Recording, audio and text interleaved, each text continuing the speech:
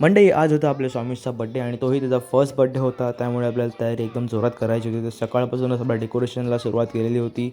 मस्त आपलं डेकोरेशनचं काम चालू होतं. बलून्स वगैरे फुगवलेले आणि बलून्सचं डेकोरेशन तर एक नंबर झालेलं आपल्या बड्डेला. आणि संध्याकाळपर्यंत आपली सगळी पब्लिक आलेली होती. त्याचा फर्स्ट बड्डे होता त्यामुळे खूप सारी पब्लिक आलेली, खूप सारी माणसं आलेली. मी बघू शकता स्विमिंग पूलवर बसलेले. आणि थोड्या वेळानंतर आपला बड्डे बॉय देखील आला.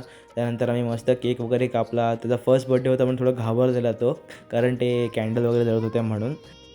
केक वगैरे कापल्यावरती मस्त फोटोशूट वगैरे केला. बाबूला थोडा केक वगैरे भरवला आणि बाबू पण मस्त खुश झालेला केक वगैरे बघून. आणि त्यानंतर आपली चिल्लर पार्टी तुम्ही बघू शकता. गाडीवरनं घालत नव्हते, सगळे गाडीवर बसायला मागत होते. त्यानंतर मस्त आपले वेफर्स आणि केक सगळ्यांना वाटलं आणि त्यानंतर आपली सगळी पब्लिक बसली जेवायला. जेवण तर एक नंबर झालेलं.